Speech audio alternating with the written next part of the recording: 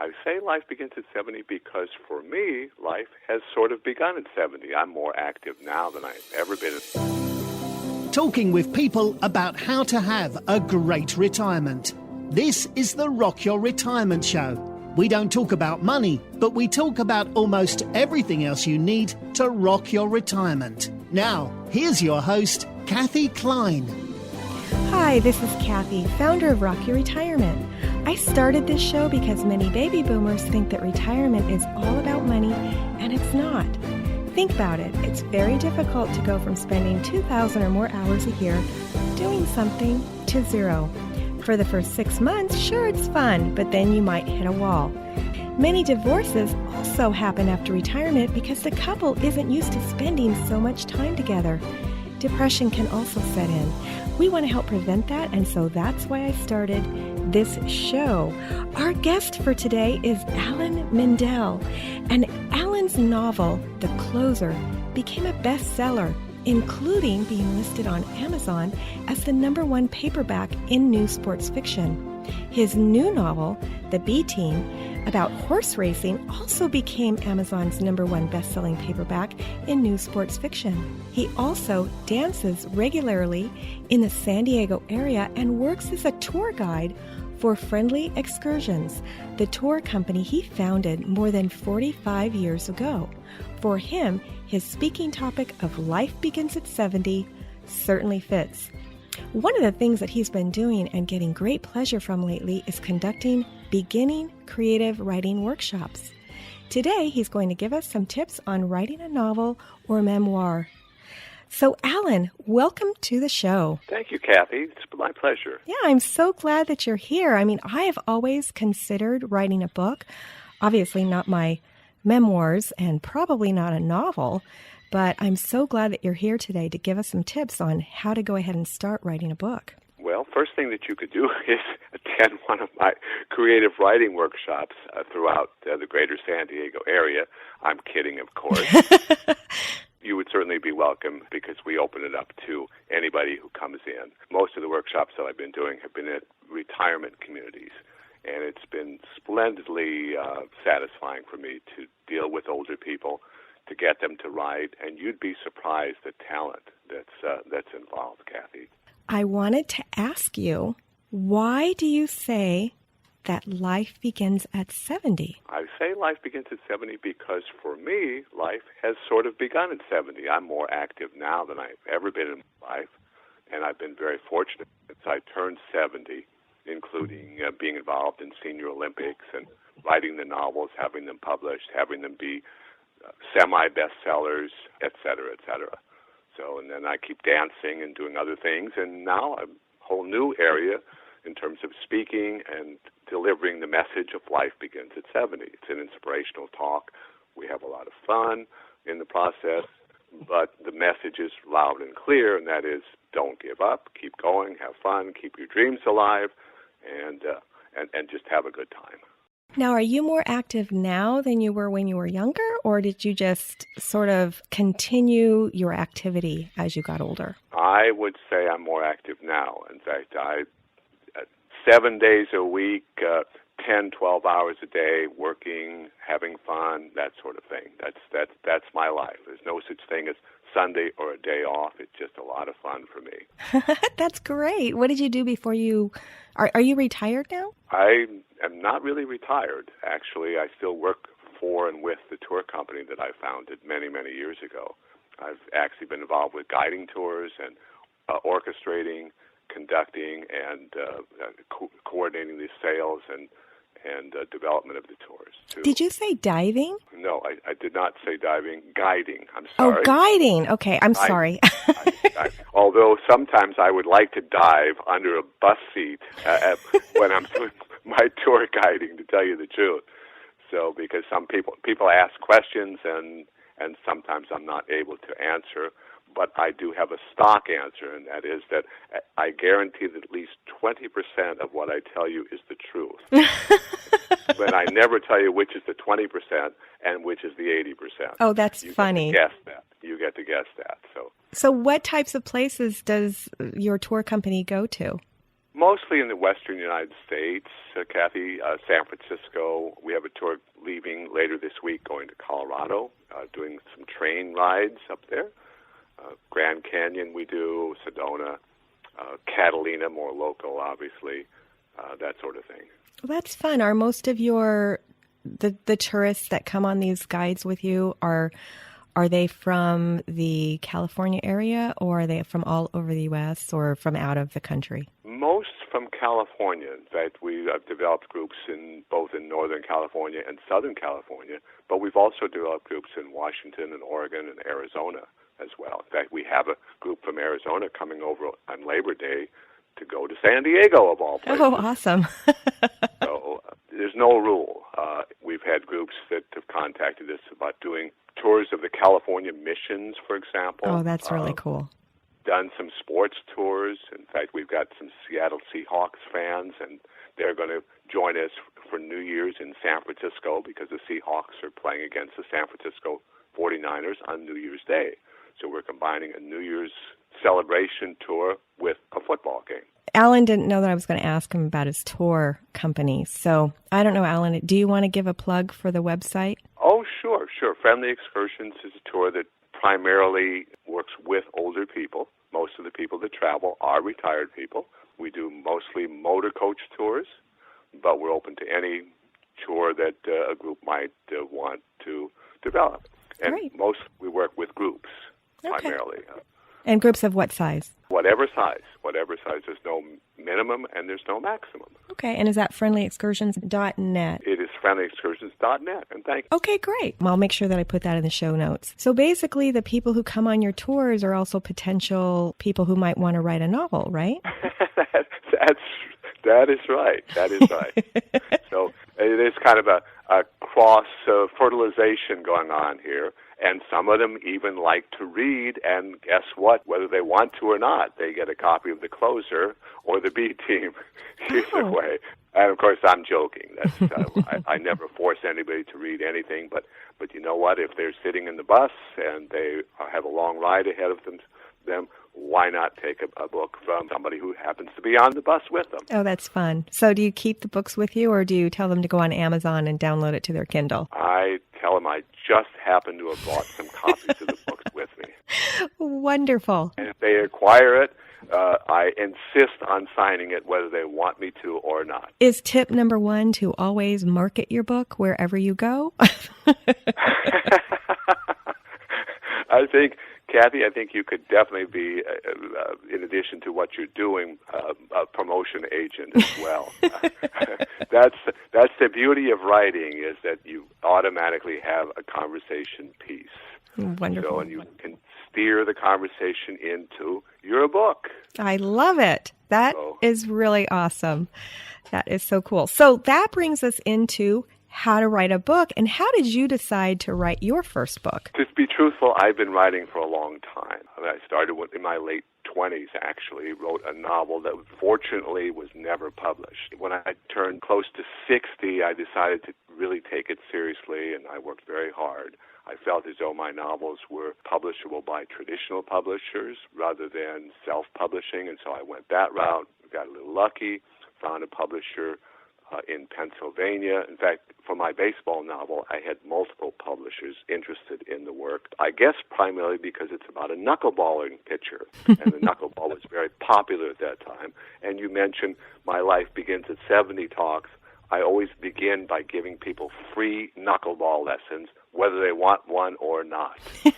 So I bring my glove and ball with me and demonstrate, and actually recently I had a lady say, well, I'm going to demonstrate it, so she wound up and fired a knuckleball right at me. I dove one way, and fortunately the ball went the other way. Oh, good. That could have been dangerous. Indeed.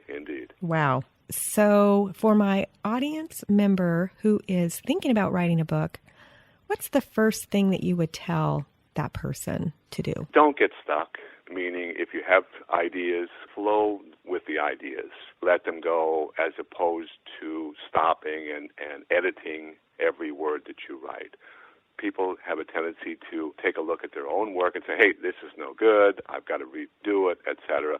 I suggest that people go all the way through with whatever a draft that they're going to do, whether it be an essay or poems or short story or a novel, a memoir, whatever. So I don't like to see people get stuck, and that serves me well, and I think it serves folks well too. Are there any tools that people can use to write, or do you just, pen and paper? Do people even have typewriters anymore? Or I believe in just writing in whatever form or whatever format somebody feels comfortable writing with and in. Personally, I always have a notebook and pencil with me, and I write in longhand. That way I can feel like I'm a writer, and I've had the good luck to be able to write virtually any place that I am. And again, the idea being just write, and then you can edit and synthesize later on and see what you have and whether it's worth continuing. And I think in most cases it definitely is. So your clients are usually people who are writing fiction, correct? Yes and no. Personally, I don't care what people write. I just want to see them write, and just to get started with the concept of writing. Many people are scared to write, and they're certainly afraid to present in front of a group. And my experience has been that once they overcome that, they feel comfortable, and the writing really, really moves forward. Again, my goal is to get people to write, and I don't care what they write about or how they write. Typically what we do as a group is we're very supportive. By that I mean the members in the workshop, very supportive. I'm pleasantly surprised because usually when somebody presents, everybody claps afterwards. Aww. And then we talk about the good things, and then maybe make a suggestion or two as to how the writing could be improved or bettered in some fashion. A lot of people have a tendency, Kathy, to cut me off if I'm rambling here, but a lot of people have a tendency to summarize as opposed to bringing the reader right into the piece that they're working on. It. So typically the comments that we make is, that's terrific, but we want to get closer. One lady, for example, was writing about turkey, a Thanksgiving Day turkey, and the fact that the turkey was a pet that was going to be eaten. And it was a wonderful story, but she spent about three sentences on it when all of us wanted about 10 pages on it, and the build-up and how that worked and so on and so forth. Yeah, I would. And I would want to not eat that turkey if it was a pet. That's exactly what happened, and actually the people involved did not eat the turkey, as it turned out. Oh, good. So can I tell you a short story? Please. I grew up sort of in a urban farm. My mother legally changed her name to Earthchild in the 70s. And for a while, when I was a teenager, we lived on a commune. I know my listeners, they're going to start laughing. Really, Kathy? You lived on a commune? That's great. Yes, great. Yes, I did. But before we moved to the commune, we lived in a regular house on a regular street. And for a while there, I had a pet sheep. I would walk the sheep. Finally the neighbors, I think they made a petition to get us kicked out of that neighborhood. That's a great story. This was before HOAs, but this actually isn't the story. So it's just kind of a background for my mother. This is my mom. So later she moved into this commune, and I lived there for about a year. It wasn't really my thing. So when I was a teenager, I left. But my older sister moved in a few years later, and she got a goat that they were going to raise up and probably eat later. So her children wanted to name the goat. And my sister said, you can name it, but the only name you're going to give it is Dinner. And so that's what they named the goat. Wow. That is. Can I entice you into coming to one of my? I'm doing a beginning workshop over in Rancho Bernardo beginning in September. Can I entice you to come and bring that story, write it up, and present it to the group, and we can critique it and so on and so forth, and have a lot of fun with it. We'll talk about it after the. We'll talk about it after this okay, show. That's a great story. One question I have is the sheep. When you left, did you bring the pet sheep with you? No, I moved to Alaska. No, I wasn't allowed to. And I don't Okay. remember what happened to that sheep. I don't. I don't know. My mom had a spinning wheel at the time. I know she made some wool. But Okay. I don't know. She probably ate it. Knowing my mom, she probably ate it. Oh boy. Well, you see, we want to delve into this story deeper, okay? And no question, it's a great story. If you're free in September, come on over and write up that story, and we'll have some fun with it. Okay, thanks for the invite. We'll talk about that later. Okay, Kathy. Okay. Okay, so the first thing that you would say is delve deeper into a story. But what if you know you want to write, but you can't think of a story? What do you do? Again, that's why I encourage people to write, and I don't care what they write about. It doesn't have to be good. It doesn't have to be especially meaningful. Just the process of writing and getting used to the process and enjoying it. And that's one of the tips that I give is be sure that you're enjoying the process. Okay, so like maybe get a journal to start? Sure. I have a lot of journal writers in my groups, and that's a great place to start. In fact, one person recently was reading right from their journal, and we discovered that they had a story right within the journal. That is fantastic news. Okay, great. So start writing, and don't limit yourself. Like, what's the word? Don't edit. Is that what you're trying to say? Don't edit. Don't edit. Just let it flow. The way I put it, especially if you're going to write something longer or even shorter, is the reason I got started writing seriously was because my characters, because I had the ability to create some interesting characters, their lives were more interesting than mine, and I wanted to go with them every day. And so that's what I did. And so if you can just get started and try to create an interesting character or characters so that you want to be with them, and let them decide what they're going to do. Yes, you are overseeing, but let them kind of run the show, you might say. Okay, that sounds good. You go along for the ride. Awesome. Great. So that's tip number 1. Don't edit. Get all the way through each draft and then edit after you've done that. So what's tip number 2? Just you need to decide whether to write in first person or in third person. First person, of course, you get closer to the narrator. Third person gives you a wider scope. We discuss the advantages to first person versus third. Even though my novels have all been in third person, I really like to write in first person. And I like it when people write in first person because I think it really enables us to get deeply into the character. So third person would be more like newspaper writing, or? Yes, he or she did this, that sort of thing. First person is I. Okay. I did it. Okay. So I was thinking, I was anticipating, whatever. So a memoir is probably always going to be in the first person. Yes, but it doesn't absolutely have to be. I mean, it could be in third person, actually, if one clarifies that's what one is doing. Okay. But yeah, sure, you're right. It's probably easier to do in first person. Okay, perfect. Okay, great. So consider how you're going to write the book, first or third person. And then what's your next tip? I encourage people never to be afraid of writing dialogue.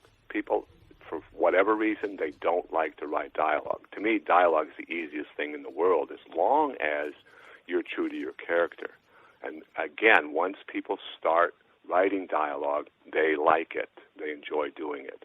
And again, that becomes a window into the character effectively because you're showing how the character thinks, how the character talks, that sort of thing. Again, as long as you are true to the character.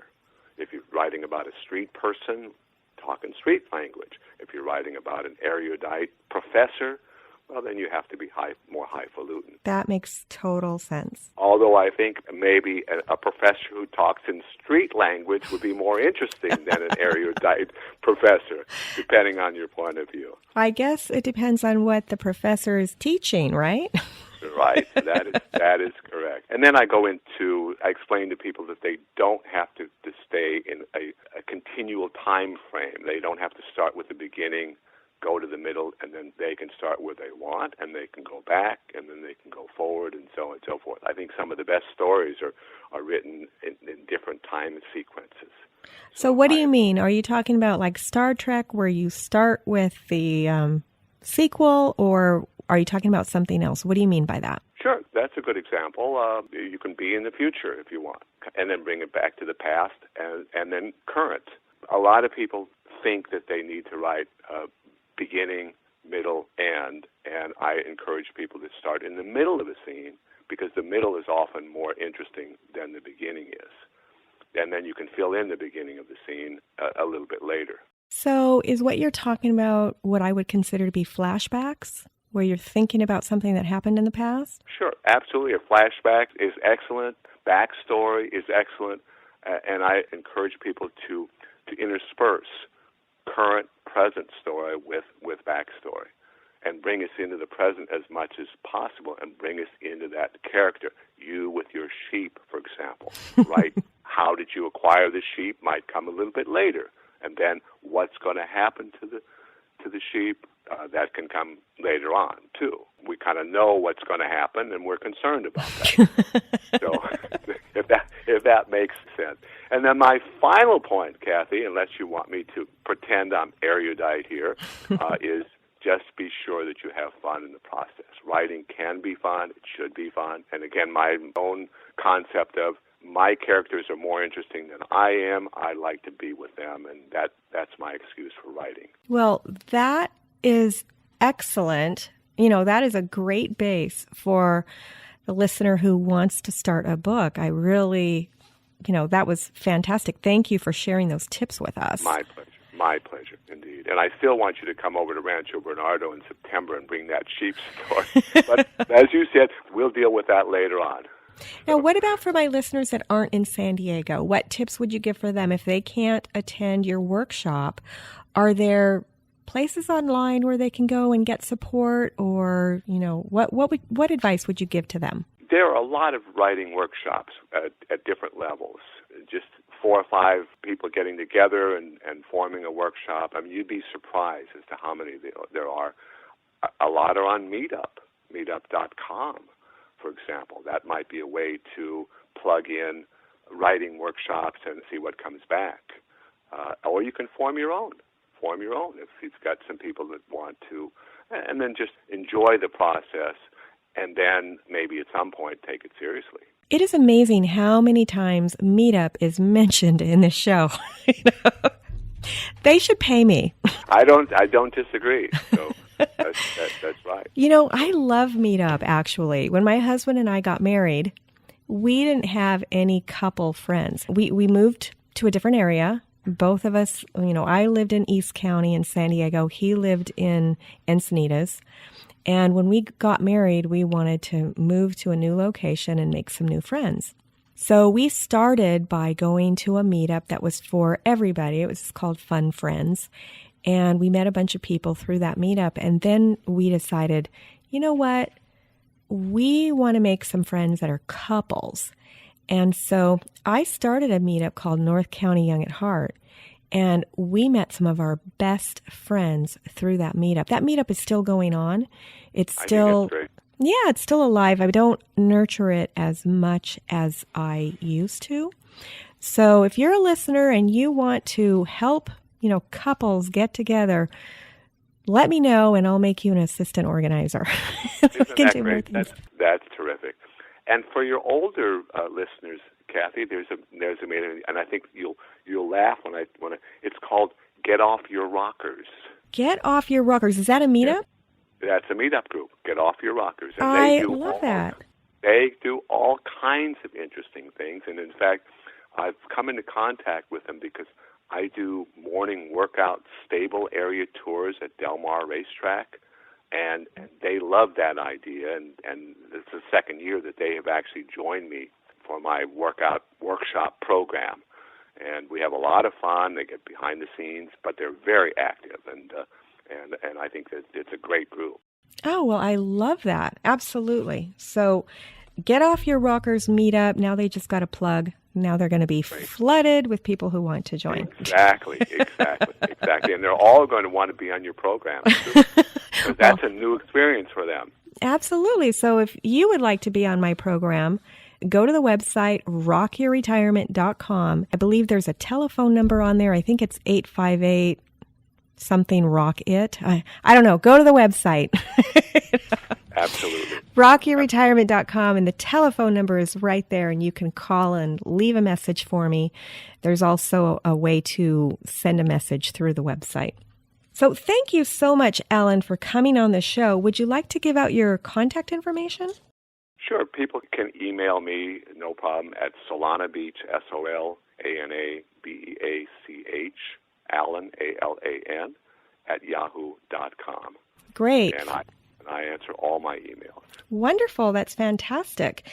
For the listener who wants to get those 5 tips that Alan talked about, you could either furiously write or you can get them for free on the website. Just go to rockyourretirement.com/novel and you can download those 5 tips.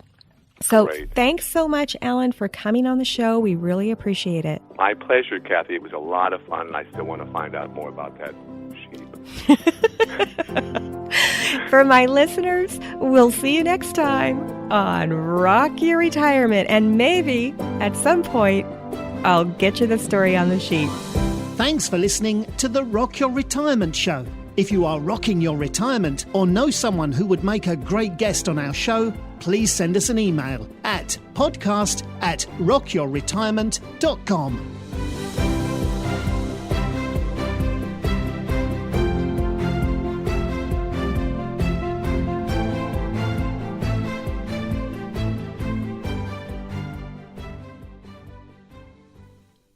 Hi, this is Kathy.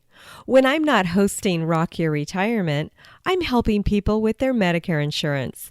One of the times you need to check your Medicare insurance is when you've moved. To get my free guide, 5 Things You Need to Know About Medicare When You Are Moving, just go to medicarequick.com/move. And in the meantime, listen to these cool disclosures. Neither Medicare Quick nor its agents is connected with the federal Medicare program. Medical insurance licensed in the states of California, Florida, Nevada, and Texas, and Medicare Advantage and prescription drug plan service areas vary. California Insurance License 0797566.